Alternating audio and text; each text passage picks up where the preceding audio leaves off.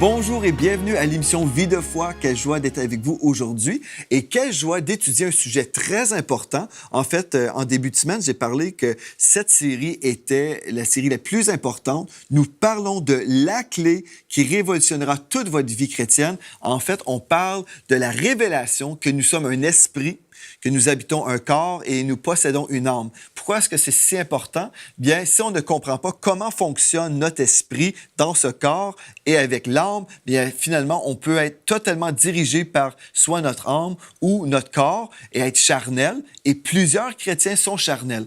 Mais si on a la révélation par le Saint-Esprit que nous sommes un esprit et que nous avons accès à un monde spirituel, nous pouvons vivre une vie totalement différente. Nous pouvons expérimenter des percées dans nos vies. On peut recevoir une connaissance surnaturelle et être revêtu d'une onction surnaturelle pour notre vie également. En fait, c'est vraiment la clé entre le chrétien charnel et le chrétien spirituel. Si vous êtes un chrétien spirituel, vous pouvez vivre des miracles. Vous pouvez vivre la provision de Dieu, la direction du Saint-Esprit. En fait, cette révélation change absolument tout de la vie chrétienne.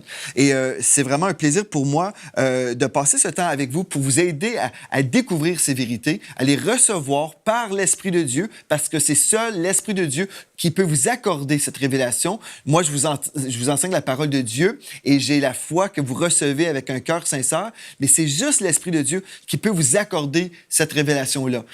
Et ma prière, c'est que vous ne receviez pas seulement cette connaissance d'une façon intellectuelle, mais que vous puissiez la recevoir et qu'elle puisse vraiment faire partie de qui vous êtes. Parce que vous savez, c'est tellement désolant quand on voit des chrétiens, des gens qui s'exposent à la vérité, mais ils vont encaisser des connaissances mentalement et on ne voit pas de différence dans leur vie. C'est vraiment une tragédie.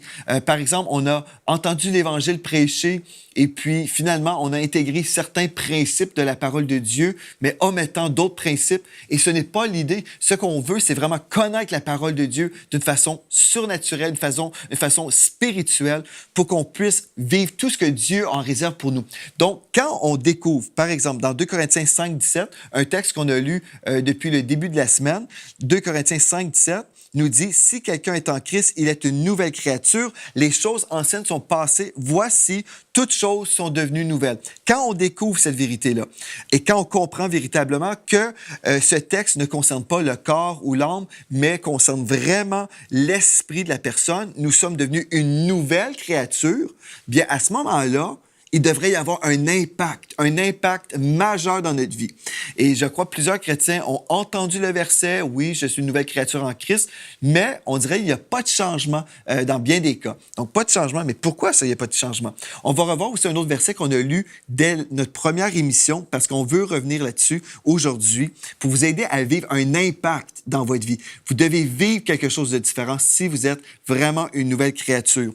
Dans Ézéchiel 36, versets 26 et 27, nous lisons, « Je vous donnerai un cœur nouveau et je mettrai en vous un esprit nouveau. J'ôterai de votre corps le cœur de pierre et je vous donnerai un cœur de chair. » Au verset 27, « Je mettrai mon esprit en vous. » Donc, nous avons le Saint-Esprit en nous aujourd'hui. Ce texte-là, en fait, c'est une prophétie là, et qui nous concerne certainement. Je mettrai mon esprit en vous et je ferai en sorte que vous suiviez mes ordonnances et que vous observiez et pratiquiez mes lois. Ce texte nous dit, lorsqu'on reçoit le Saint-Esprit, on comprend certainement avec les autres versets qu'on a vus tout au long de cette semaine, nous sommes devenus parfaits en Christ, donc notre esprit est parfait. Et puisque le Saint-Esprit habite notre esprit, le texte nous dit, « Je mettrai mon esprit en vous et je ferai en sorte que vous suiviez mes ordonnances. » Ceci veut dire que Galates 5,16 qu'on a lu à répétition, marchez selon l'esprit et vous n'accomplirez pas les désirs de la chair. En fait, c'est justement la vérité de ce texte-là. L'impact numéro 1 de cette révélation que nous sommes un esprit, bien, c'est qu'on va marcher dans la sainteté comme on a déjà vu tout au long de cette semaine. Et c'est merveilleux de le savoir. Je peux marcher dans la sainteté si je marche à partir de mon esprit. Mais au-delà de la sainteté, OK, on dit bien, la sainteté, c'est déjà merveilleux et glorieux. Et oui, certainement. Mais au-delà de la sainteté, ce qu'on veut voir maintenant, c'est qu'il y a un autre impact. Non seulement on va marcher avec le Seigneur sur le chemin de la bénédiction, mais là, il va y avoir aussi un impact au niveau de la dimension de la présence de Dieu dans notre vie. C'est très important, là. Vraiment, je vais vous inviter, restez avec moi tout au long de cette émission. Vous voulez vraiment recevoir ce que Dieu veut vous communiquer aujourd'hui. Donc, certainement, je ne marcherai pas dans le péché, je vais marcher dans la sainteté, mais en plus, la prochaine chose, là, c'est de vivre dans la gloire de Dieu, vivre dans la manifestation de la présence de Dieu, la présence de Dieu tangible, manifestée sur nos vies. C'est une grande différence pour l'enfant de Dieu. Et vous savez, on peut voir une personne qui se dit bonne, OK? Une personne qui fait des bonnes choses. Peut-être on fait de l'aide humanitaire. Bon, c'est très bien d'aider notre prochain, n'est-ce pas? Bon, on peut faire quelque chose dans le naturel. Mais on peut penser à Heidi Baker, par exemple, une grande femme de Dieu que vous avez sûrement déjà entendu parler d'elle. Mais cette femme-là, non seulement elle fait de l'aide humanitaire, mais elle travaille avec une dimension de la gloire de Dieu. Bon, j'ai entendu tellement de témoignages de cette femme. Par exemple, cette femme a prié pour les aveugles ont vu, elle a prié, je crois, il y a eu des miracles, des personnes ressuscitées d'entre les morts. Donc, non seulement elle fait des œuvres qui sont très bonnes, elle peut nourrir des orphelins, c'est très, très bien, mais elle a aussi une dimension de la gloire de Dieu dans son ministère. Par exemple, pour nous, les enfants de Dieu, on pourrait dire, OK, bon, je veux faire des bonnes choses, je vais aller en mission. C'est bien, hein? On peut aller en mission donnée. Mais quand, admettons, on est devant une situation difficile, nous arrivons et puis, admettons, il y a plein d'enfants qui arrivent, qui ont faim et qui disent « Nourrissez-moi, on veut de l'aide ». Mais si, admettons, on avait un sac de riz et puis voilà, c'était terminé. Bien, quand nous travaillons dans le monde naturel, bien, on a juste les options naturelles. On a juste nos capacités humaines. Et c'est là où plusieurs chrétiens se retrouvent, toujours dans une dimension naturelle, dans une dimension limitée. Mais quand nous entrons dans une dimension de la gloire de Dieu, c'est là, qu'on doit comprendre. Nous sommes une nouvelle créature. Nous appartenons à un autre royaume. J'appartiens au royaume de Dieu, le royaume glorieux de Dieu. Donc, je ne suis pas juste une personne qui croit en Dieu, là. Je suis devenu une nouvelle créature. Je suis un ambassadeur de Christ. Je suis le Saint de l'Éternel. J'ai l'onction du Saint-Esprit sur ma vie. Et c'est vous, ça, là. Je parle de vous si vous êtes devenu un enfant de Dieu, si vous êtes une nouvelle créature, si vous êtes en Christ. Vous avez beaucoup de pouvoir. Et peut-être vous ignorez la puissance qui est en vous. Mais là, on se dit, OK, bien, c'est merveilleux. Dieu nous dit, je mettrai mon esprit en vous. Bon, c'est super. Mais est-ce qu'on devrait voir une différence maintenant? Dans la dernière émission, l'émission d'hier, j'ai prié pour le baptême du Saint-Esprit, pour que vous puissiez avoir accès à ce langage spirituel. Ça, c'est merveilleux. Vous allez prier en langue et puis vraiment, vous allez entrer dans une dimension d'intimité avec Dieu. Et lorsque vous êtes intime avec Dieu, Dieu va vous révéler des choses que vous deviez accomplir. Et là, on se dit, ah ben, je veux vraiment être proche de Dieu. Et dans le corps de Christ, on voit deux types de chrétiens. On voit des chrétiens qui sont vraiment assoiffés de Dieu, ils sont à la poursuite de Dieu, ils veulent vivre la gloire de Dieu, c'est merveilleux. Mais il y a aussi une autre sorte de chrétien, le chrétien charnel, qui ne s'intéresse pas aux choses de Dieu. Et on peut même se poser la question, est-ce que ces personnes sont vraiment sauvées? Mais là, on a déjà mentionné certaines choses à ce niveau-là dans des émissions précédentes. Je ne me répéterai pas. Mais il y a deux types de chrétiens. Le chrétien charnel et le chrétien spirituel. On va se poser la question, mais comment expliquer la différence entre les deux? Ou comprendre, comment comprendre, par exemple, le niveau d'intérêt différent? Pourquoi un chrétien est intéressé et l'autre ne l'est pas? Bien, la Bible nous dit dans 1 Jean, chapitre 2, au verset 15 à 17, ici, l'apôtre Jean a dit ceci. « N'aimez point le monde, ni les choses qui sont dans le monde. Si quelqu'un aime le monde, ceci veut dire son cœur est dans le monde. » Ici, on ne dit pas qu'on doit détester les êtres humains. Là. Ce n'est pas ce que le texte veut dire. Quand la Bible dit « N'aimez pas le monde », ceci ne veut pas dire « n'aimez pas votre prochain ». Non, non, parce qu'ici, on contredirait la parole. Mais « n'aimez pas le monde », ceci veut dire « n'aimez pas le système mondain ou les choses charnelles dans le monde ». Vous me suivez? Donc, « n'aimez point le monde, ni les choses qui sont dans le monde. Si quelqu'un aime le monde, l'amour du Père n'est point en lui. » L'amour du Père n'est point en lui. Donc, finalement, la personne qui aime le monde, cette personne n'aime pas vraiment Dieu. Et c'est pas l'amour de Dieu qui la motive. OK? Donc, c'est une chose très importante. Car tout ce qui est dans le monde, la convoitise de la chair, la convoitise des yeux et l'orgueil de la vie ne vient point du Père, mais vient du monde. Et le monde passe et sa convoitise aussi, mais celui qui fait la volonté de Dieu demeure éternellement. Donc, ce texte-là me dit qu'il y a vraiment des gens qui aiment le monde, n'est-ce pas? Il y a des gens, leur cœur est pour les choses du monde. Ils sont attirés par la convoitise des yeux, la convoitise de la chair. Ils ont peut-être l'appel de Dieu sur leur vie, mais pourtant, ils sont tellement dirigés ou attirés vers les choses charnelles. Peut-être il y a un homme de Dieu qui est appelé à servir dans le ministère, mais parce qu'il est trop charnel, il est trop dirigé ou contrôlé par ses appétits, il se tourne vers une femme qui n'est pas son épouse, ou peut-être il n'est même pas marié, mais il se dirige vers des femmes et puis il vit dans le péché. Bien, cet homme-là aime le monde et aime les choses de ce monde. Et c'est triste parce qu'il y a des chrétiens comme ça, qui ont l'appel de Dieu sur leur vie. Et j'en ai rencontré depuis des années. Étant pasteur à l'Église, j'ai rencontré plusieurs personnes qui avaient un appel sur leur vie, mais pourtant, ils aimaient le monde. Et des fois, je me disais, mais comment est-ce que c'est possible qu'une personne qui a entendu le message qui a été prêché, ils ont entendu ce message et pourtant, ils se détournent de Dieu, ils se laissent diriger par la chair.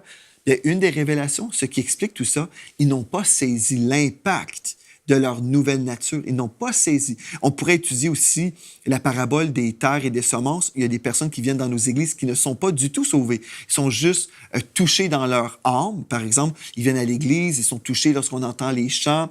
Peut-être ils aiment aussi la fraternité des frères et des sœurs. Ils recherchent une famille. Donc, ce n'est pas vraiment un salut authentique. C'est simplement quelqu'un qui vient à l'église pour toutes sortes de raisons. Donc, on ne parle pas ici d'une personne qui a vécu le miracle de la nouvelle naissance. Mais il y a des personnes, par contre, qui ont vraiment vécu quelque chose avec Dieu, qui ont vraiment été sauvées, et pourtant, la chair domine. On se dit, mais comment est-ce que c'est possible, ça? Bien, ces gens n'ont pas vraiment saisi la révélation ou ils n'ont pas compris l'impact de leur nouvelle nature, que leur esprit pouvait être contrôlé et gouverné sur la chair.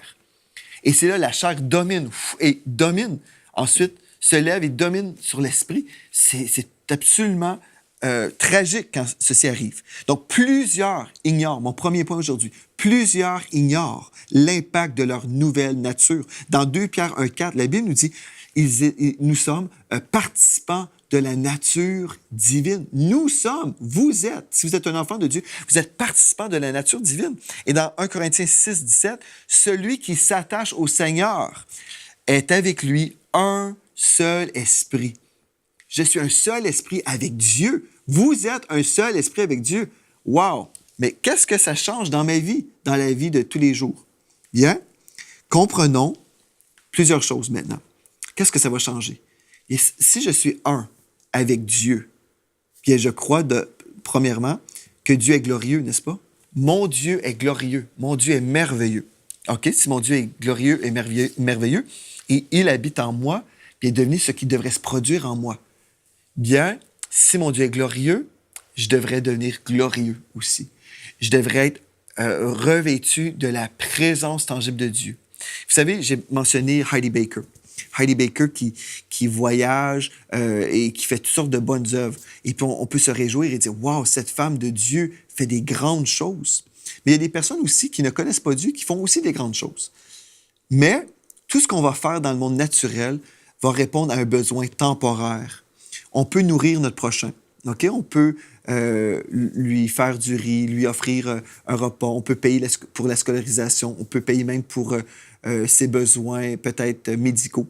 C'est très bien, c'est louable de faire ça. Mais quand nous faisons partie d'une catégorie différente, d'une race différente, ici je ne parle pas de la couleur de la peau, je parle de la race royale de Dieu, des enfants de Dieu. Lorsque nous faisons partie de ce royaume-là, non seulement on peut donner du riz, payer pour des études, même prendre soin des besoins médicaux. Okay? On peut faire toutes ces mêmes choses-là. Mais avec la gloire de Dieu, on peut transférer quelqu'un dans les ténèbres, le délivrer au nom de Jésus et l'amener dans le royaume de la lumière. Et non seulement on a fait une mission bénie, mais notre mission se poursuit jusque dans l'éternité. En fait, les fruits de notre mission durent éternellement. Et c'est ça qui est tellement, tellement glorieux. Écoutez, Écoutez bien, verset 17 de 1 Jean, chapitre 2, que je vous ai déjà lu. 1 Jean 2, 17. Le monde passe et sa convoitise aussi, mais celui qui fait la volonté de Dieu demeure éternellement. Donc, je demeure éternellement, mais non seulement je demeure éternellement, mais mes œuvres peuvent aussi porter du fruit pendant l'éternité. N'est-ce pas merveilleux? Donc, moi, là, si je peux faire quelque chose pour aider mon prochain, gloire à Dieu.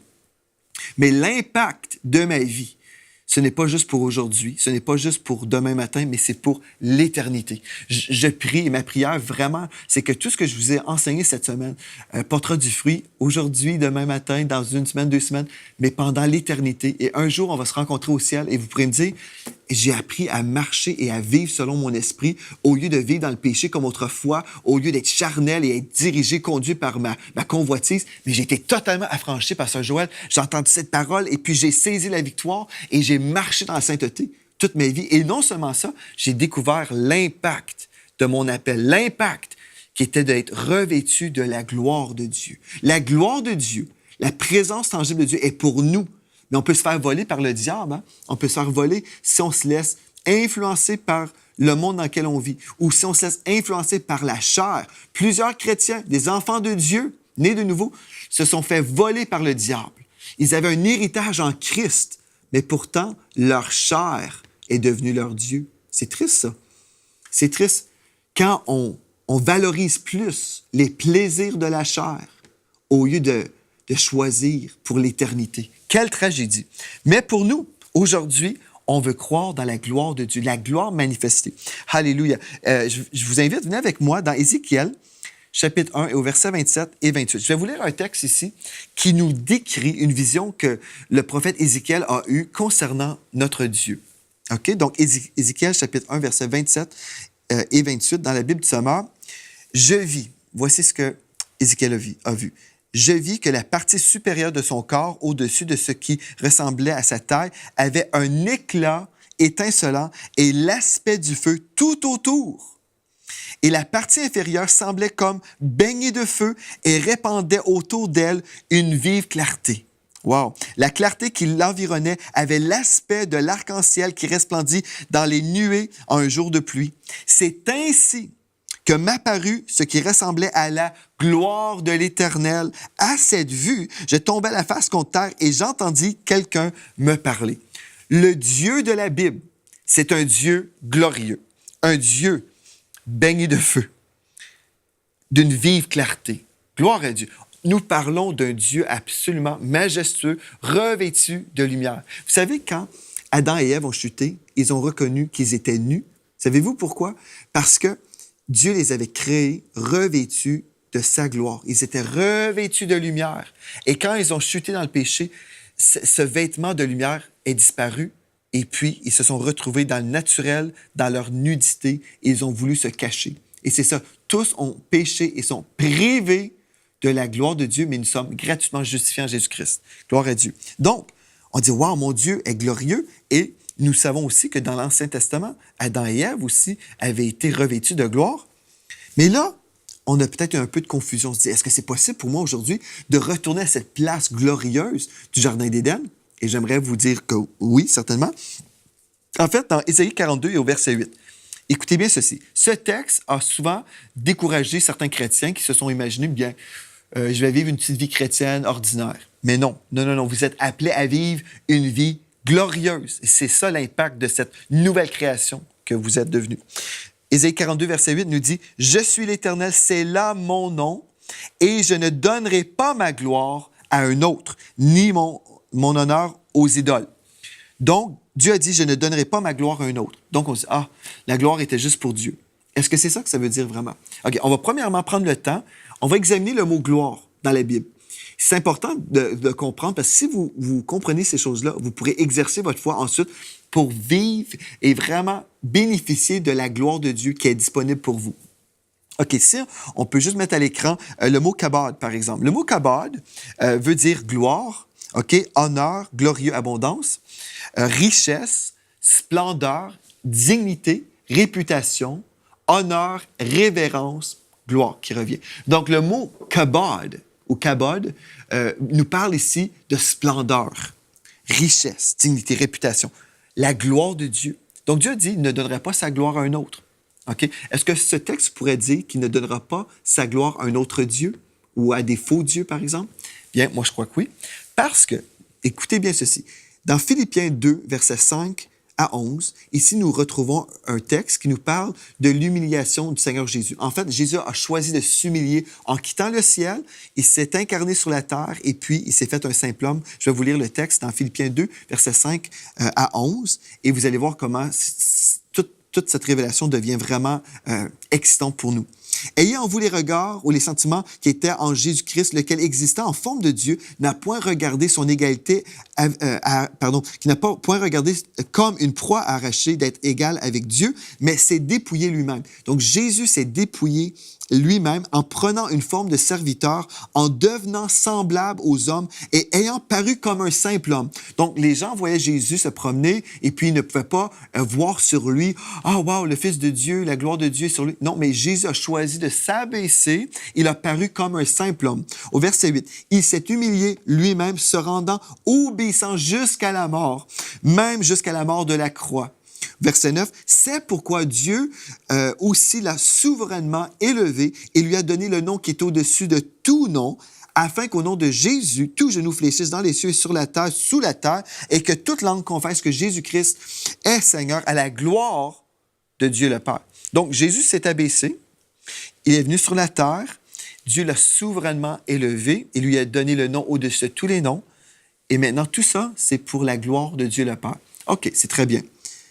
Maintenant, si on revient à Ésaïe 42, verset 8, « Je ne donnerai pas ma gloire à un autre. » Je ne donnerai pas ma gloire à un autre. OK, Jésus a vécu pour la gloire de Dieu le Père. Et là, écoutez bien ceci. Écoutez bien ceci. Jean 17, verset 22. Jésus a dit, en priant au Père, il a dit, « Je leur ai donné la gloire que tu m'as donnée, afin qu'ils soient un comme nous sommes un. » Alléluia! La gloire que Adam et Ève ont perdue, cette lumière rayonnante, la description qu'on a vue dans Ézéchiel, ce Dieu rayonnant de gloire, bien, alléluia, à travers Jésus-Christ qui s'est abaissé, il s'est livré sur la croix pour nous. Il nous a rachetés de la malédiction pour que nous soyons bénis. Dans la bénédiction, nous sommes passés de la mort à la vie, des ténèbres à la lumière. Et là, nous sommes devenus une créature nouvelle, une créature qui n'a jamais existé auparavant. Et en tant que nouvelle créature en Christ, maintenant, la gloire que Jésus a reçue, il a donné à qui? À nous. Je leur ai donné la gloire que tu m'as donnée.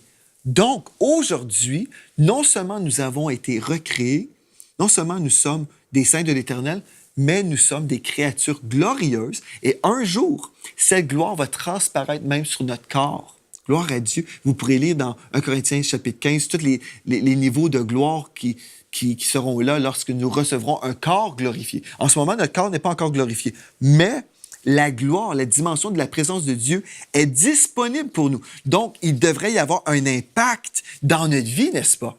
On vit d'une façon totalement différente lorsque nous sommes devenus enfants de Dieu. La gloire de Dieu, la présence tangible de Dieu est pour nous parce que nous sommes devenus des créatures nouvelles, des nouvelles créatures. Et remarquez dans le psaume 8, au verset 4 à 7, dans la Bible du Sommeur, ici, nous voyons le psalmiste qui a exprimé son cœur par rapport à notre personne. « Quand je contemple le ciel que tes doigts ont façonné, les étoiles et la lune que tes mains ont disposées, je me dis, qu'est-ce que l'homme pour que tu en prennes soin? Et qu'est-ce qu'un être humain pour qu'à lui, tu t'intéresses?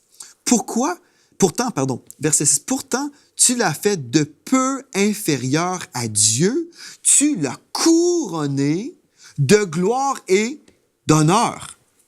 Tu lui donnes de régner sur les œuvres de tes mains, tu as tout mis sous ses pieds. » Wow! Je ne sais pas si vous suivez ce que je suis en train de vous dire aujourd'hui, là. Quand vous êtes devenu une nouvelle créature, là, lorsque vous avez reçu votre héritage en Christ, en fait, votre héritage est à vous Peut-être que vous ne l'avez pas reçu parce que vous ne croyez pas dans l'héritage ou peut-être vous êtes ignorant de cet héritage parce que la Bible nous dit aussi mon peuple périt faute de connaissance. Peut-être vous ignorez tout ça. Là. Peut-être que vous ne saviez pas que vous avez droit à vivre la gloire de Dieu, la présence tangible de Dieu. Vous êtes une nouvelle créature. Et là, ce texte me dit, pourtant Dieu, tu as créé l'homme un peu inférieur à Dieu, juste en dessous de sa catégorie.